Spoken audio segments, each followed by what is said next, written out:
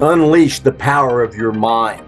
Wear a levity, raw, edgy, humorless apparel for the discriminating activists.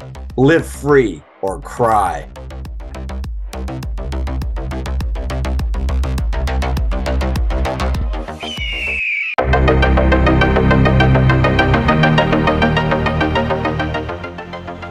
Welcome to another episode of Mind Matters, the talk program that provokes critical thinking, logic, and reason.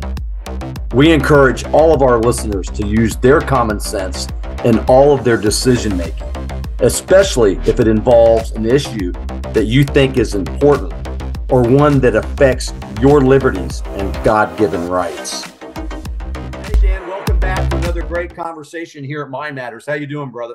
Hi, John. Good to see you again. Likewise. We have got a lot to unpack today. But before we get started, what's on everybody's mind right now is the shooting that took place a few days ago in Nashville at the Covenant School, where 6 people were killed, 3 9-year-olds and 3 adults. And I think the principal of the parent of the school was one of those, by a person that identified as a transgender. But before we get started, and I'll go over some of the subjects, but I want everybody to know this is not to denigrate anybody. This conversation is completely to provoke critical thought, logic, and reason, and some common sense. Our hearts and our prayers go out to all of the families and friends of those who were killed on both sides. It's tragic, tragic, tragic event that really has continued to open the wound on this transgenderism. And it's brought to light the subject of mental illness. But anyhow, some things that we're going to go over today, Dan and myself, is transgenderism, domestic terrorism, mental illness, Second Amendment, freedom, political pandering, power and control, among other things. Like I said, it was a horrific crime. The title of today's show is Unhinged: Mental Health, Leadership, and Politics. Let's get started, Dan. One interesting note here, though, was of course, President Biden had a press conference, like not too long after the shooting took place. And I have to admit, I've seen a lot of presidents and I've witnessed a lot of press conferences, but this was so out of touch and beyond anything that I've ever seen, where he opened up the conversation talking about his love for ice cream and that he had some ice cream in some location upstairs, chocolate ice cream, and that if you didn't believe him, he would take you there to show it. I mean, that was so out of touch for a president of the United States. And I don't care whose side, if you're on a side you're on, you have to admit that was pretty strange. But, where this went to not long after those comments was the need again to somehow put a handle on the Second Amendment and more specifically assault rifles. So let's open it up, Dan. Give me your thoughts on that. And let's get into some of this. Well, of course, a terrible tragedy anytime there's a shooting and people are bystanders and are killed in the process. It's a horrible, horrible tragedy. And of course, Nashville is my first home. I'm living in Florida now, but for 25 years, my wife and I lived in Smithville, Tennessee, outside Nashville. And I had my business there. So I understand the culture of Nashville. And it's certainly a lot different than the average culture around the country. And by that, I mean, it's a very Christian type society. And whether you agree with it or not doesn't make any difference. That's the way it is. And people there take their religion much more seriously than they do in other parts of the country. So this was going to have some sort of religious implication and religious comments. That being said, though, this is a tragedy that apparently this person that did the shooting was very talented. I saw some of the artwork that he or she has performed. Is this a girl that turned into a boy, or a boy that turned into a girl? Because It's confusing, needless to say, but it was a person who it's been reported was born a girl and then started to identify as a boy, a okay, man, a he, a him. okay. Well, that in any it doesn't make any difference. This, the fact is that there's something very seriously conflicted within the minds of these people, and it's something that uh, I think we ought to look at it the way we ought to look at drug addiction, and that is, this is something that some intervention of some sort can be helpful to these people that are so horribly confused. And when the confusion leads out and leads to others being involved and being killed, uh, we've got to at least have a conversation about this. And everybody, whenever these things happen, everybody looks for an immediate political solution to every problem we come up with. And I think maybe it's time that we just admit that maybe there is not a political solution to these types of problems, that we have to look elsewhere. We haven't been successful in doing what we're doing. Maybe let's expand our thinking a little bit and figure out how we can deal with these situations. That's a great point, Dan. I'm no expert on the DSM, which is the diagnostic manual on mental disorders. I've done some reading on it, and it's a very interesting manual which outlines these emotional disorders that human beings have, and one of them is gender dysphoria.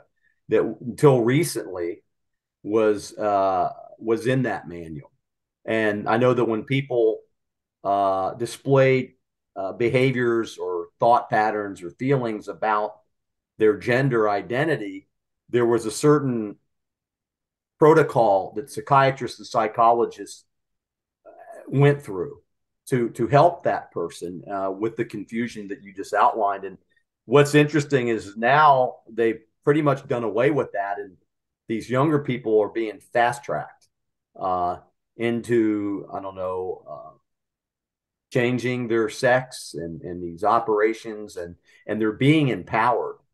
They're being empowered by some people pretty high up in our government, and then organizations around the country. And then recently, this design here on the graphic shows these automatic weapons in the color of the transgender movement, and it says trans rights or else. And so when you got companies like that putting T-shirts out like that and posters, you're empowering somebody that might possibly have a mental disorder you're actually adding fire to who could become a domestic terrorist, which is what we're seeing. And I know that there's been 4 or 5, maybe half a dozen incidences now where people have gone in and there's been mass shootings, and these people have said that they were transgender or non-binary. So this sexual confusion, this gender dysphoria, is leading us down a pretty dark path. Yes, it is, and again, this is confusion within the minds of certain individuals that decide to take it to an extreme step. And the question is, what can we do? What can we do beforehand? And I'm not sure.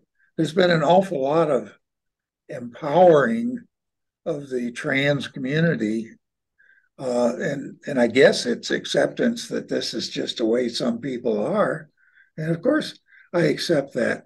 But this is on the tails of the normal distribution, and these are people that are certainly draw notice and attention to themselves by being so off the norm. Is okay. Yeah, it is interesting. I know that, we ask about solutions, and I think, Dan, you said something that was really important, that there might not be a political solution. Maybe this is a human solution. Maybe those of us who have transgender friends or people who identify, maybe we need to look out for them. Maybe we need to talk to them more. Maybe we need to work hard to get the help that they need to figure it out. I understand that this person, very talented artist, Audrey Elizabeth Hale, may have been in some therapy to help him or her to figure out, what was going on in her head. I know that and I think probably everybody's a little bit different. The behaviors and the feelings and emotions are similar, but everybody's different how they handle it. Because I'm sure that there might be people that identify as a different sex that would not pick up a firearm or an assault weapon and go out and shoot people. So this is in no way to paint everybody that identifies as a transgender as a domestic terrorist. We don't want to put that out there. But there are organizations that are feeding the flames of this, and I don't think that can lead to a good place. You certainly, because less than 0.5% of the population commits a horrific crime like this, you don't punish the other 99.5 or 99% of the population. You don't take away their rights, people who are following the law, especially when it comes to firearms. I don't think it works that way. No, and I think the Supreme Court has made that pretty clear. So, this is the Second Amendment is something that we as Americans have to learn. How do we deal with the responsibility that goes along with those rights? And occasionally we aren't going to live up to those standards, and there has to be appropriate action taken and appropriate punishment. But I just feel sorry for these people that are so confused. I guess this is saying we don't know a lot about what goes on with us humans and in our relationships between one another. So, well, and it kind of hits close to home, Dan. You remember, I'm living in Virginia now, but prior to me coming up here, Dan and I used to practice guitar for a few years.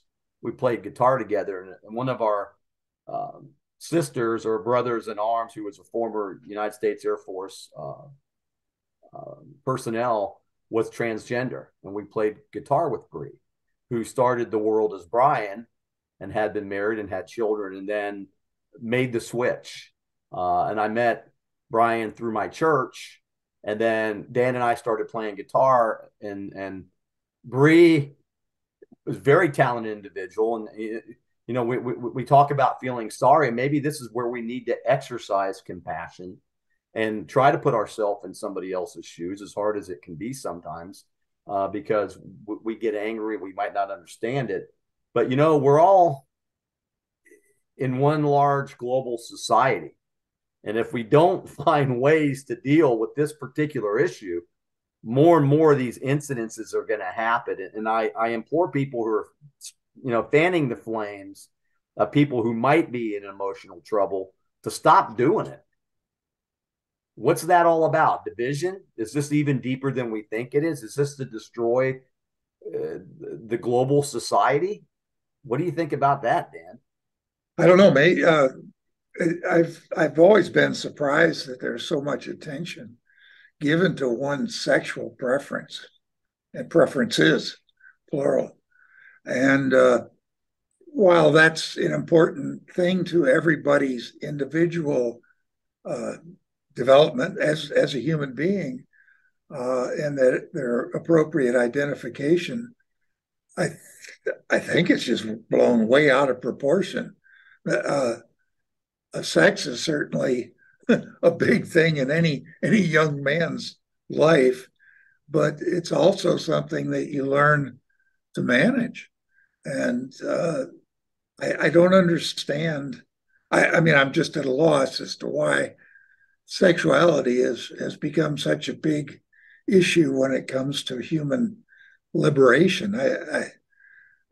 Our experiences with Bree was Bree was very talented, and we certainly respected her as the individual and respected her preferences. And I guess I would say we probably avoided confronting the issue head on. Uh, but I'm not sure that it was appropriate to address an issue like that head on because somebody's wearing a dress and looks masculine. Is does that mean that the opening comment is about why are you wearing a dress? Um, so I think that we're dealing again with the tail ends of the normal distributions, and these tails tend to draw attention to themselves. And I'm sorry if for collateral damage that occurs along the way, including damage to the individual that's professing this and professing the fact that they've been discriminated against. I'm sorry about that, but I think it's just going to take a little more understanding.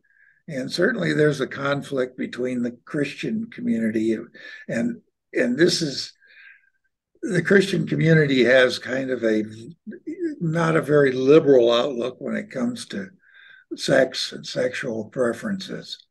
So this is bound to be a conflict with human nature, and I don't think there's a political solution to this. I think we need to understand, and that we have to get over the novelty of that this is really cool behavior. If somebody definitely has a problem with their dysphoria, then I think that's something that we should recognize it as for what it is. It's a problem that's interfering with that person's ability to live life in a fulfilling, normal manner. So, John, I don't know. I certainly wouldn't look to our politicians for the solution to this. You got that right. You've raised some good points, and one thing that you brought up, when we played with Bree and how talented she was and how she was teaching us the chords and how to play the guitar, of course. I'm nowhere Yes, near. let's say that she was much better than we were. But I think there's a difference between acceptance and approval. And I think that when we pass judgment, that gets into the approval arena. And I think you're right, Dan. We accepted Bree. We loved playing with Bree. We were really starting to become talented ourselves. Again, not as talented as she was, but if it had ever gotten into a discussion about approval, I would think that Bree was open enough to respect our positions. And, that's the kind of relationship that we had. But I will say this, and maybe you can relate to this, those of you who are listening, and thank you for listening. Most people that I talk to, men and women, gay people in our circles, have said to me, you're either born a man or a woman.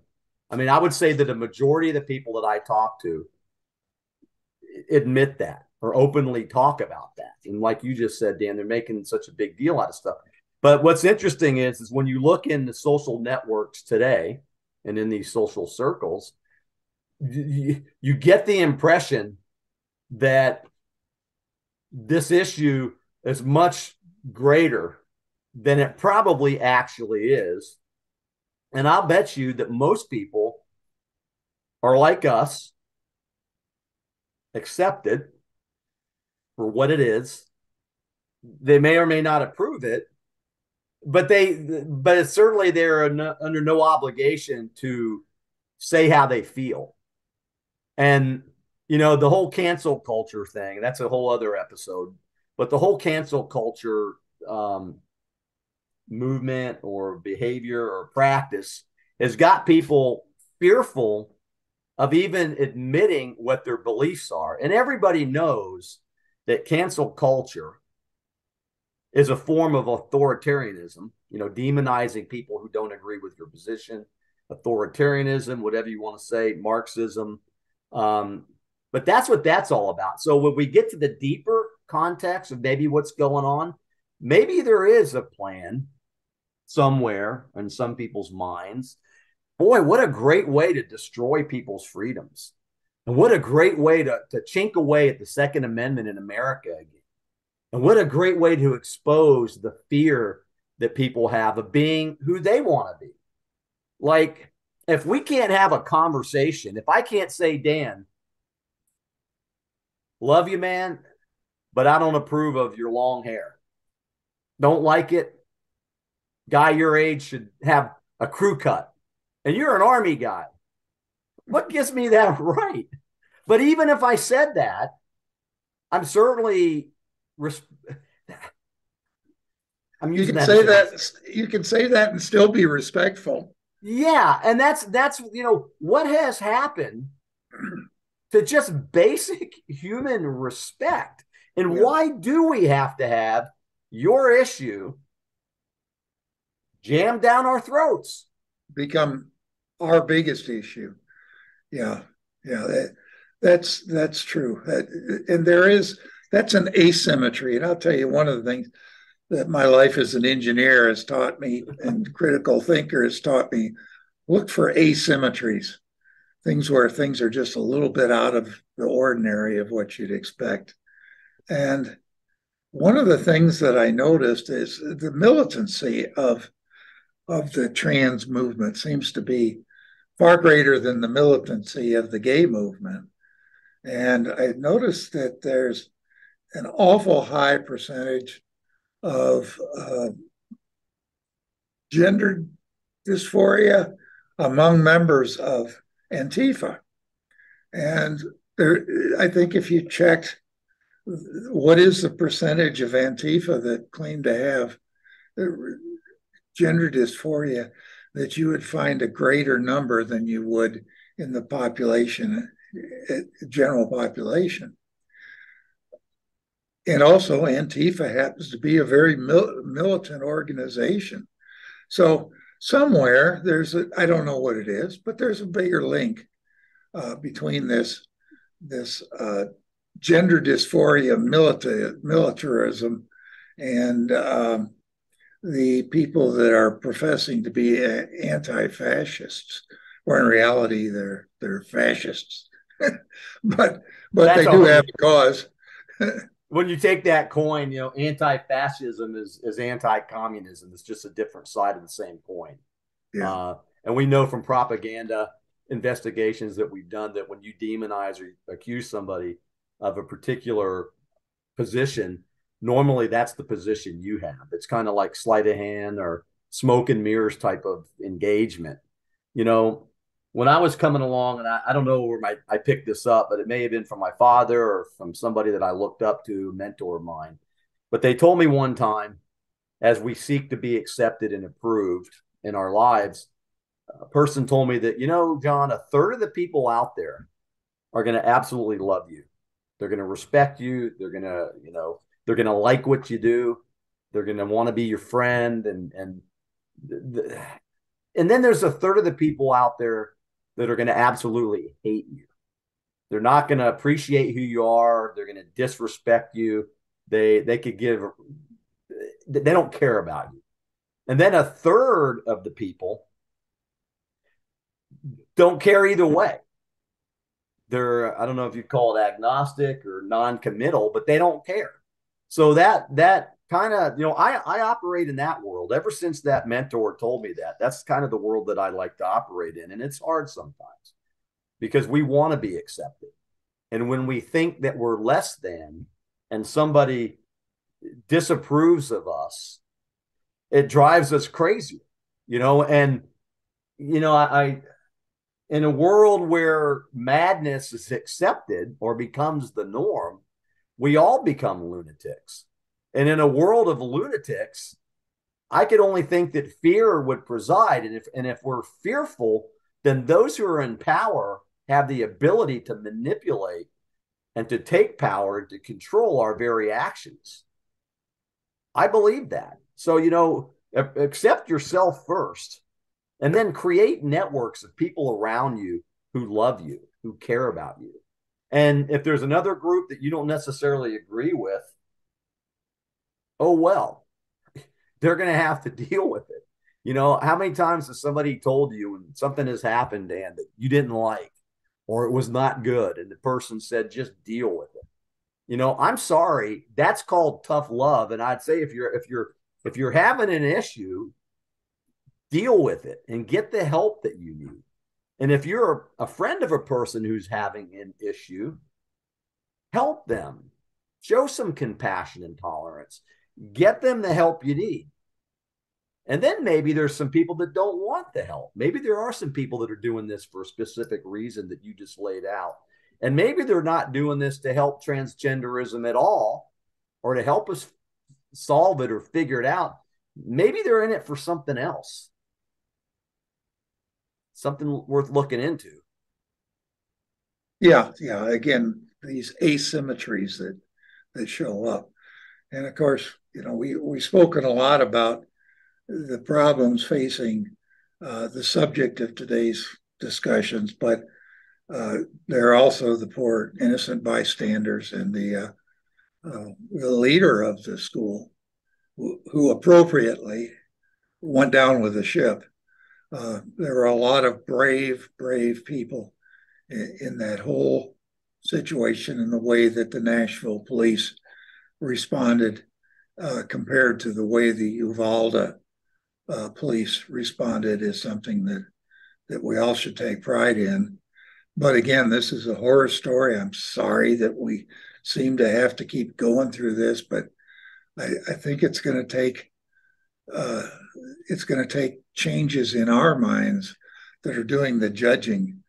That somehow we need to maybe accept more the tales of the normal distribution, not be as critical. But in today's social environment and social media, my God, if a third of the people are just hate you just for being you, and you happen to be someone who's very sensitive to criticism and responds overly so, you're going to have a rough time negotiating that environment. You know, whenever anybody becomes famous, there's this the people that like you become closer, and the people that don't like you become closer because they don't like you.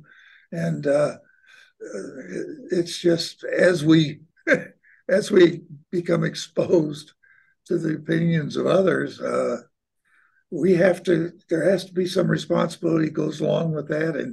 And one of those responsibilities got to be, hey, yeah, it's water off a duck's back. Our parents constantly told us when we were children that sticks and stones can break your bones, but names can never hurt you.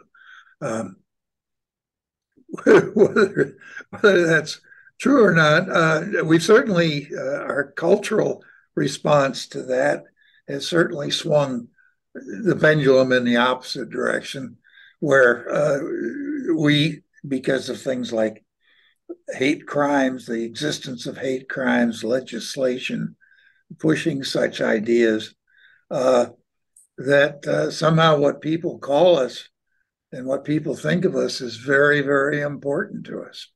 And it shouldn't be. Yeah, you're right about that. You know, everybody, you know, ultra violence, ultra sensitivity.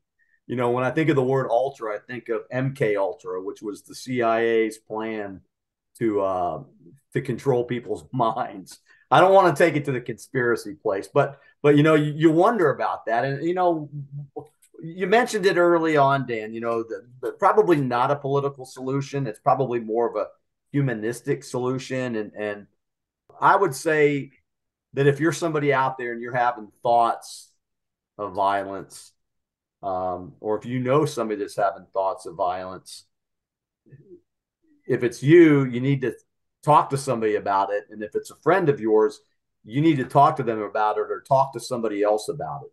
I don't know how many times an event like the shooting in Nashville takes place and all the signs were there, and the experts or the professionals or the friends did nothing. Oh, that's just so and so. Oh, that's just him. Oh, he's just talking smack. He's a little wacko. But maybe it's time we start really looking out for each other. Maybe it's time to quit worrying about cancel culture or litigation, and maybe we need to take the bold step and to help people who really need the help. Well, again, one of the things we talk about rights, but there's also the responsibilities that go along with them, and I think that one of the responsibilities of the First Amendment is if somebody criticizes you, don't take an M16 and raise havoc. It's just that's not an appropriate response, and maybe we need to teach our children that what people, it needs to be put in perspective. What people think about you, the 33% that support you, the 33% that are opposed to everything you do, and whereas most of the world just really doesn't care. But somehow we take to heart too much what other people think of us, and I think this is a source of a lot of our problems. Yeah, I totally agree with you. And I just, let's wind it down here. I just, it's a serious subject, and we appreciate the listeners who come back to hear our conversations. And our hearts and prayers go out to all of the victims, friends, family. You mentioned the brave law enforcement officers and the brave principal, and the janitor, and, and those little kids whose lives were ended way too soon.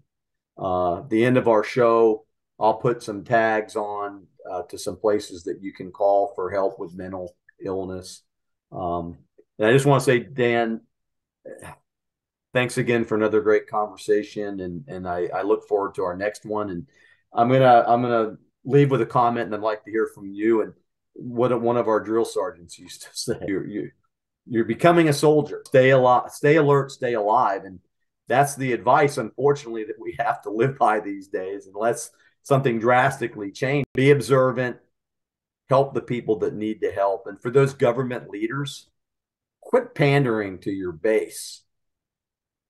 Do something constructive and quit adding to the division that can only do more to hurt the society than help.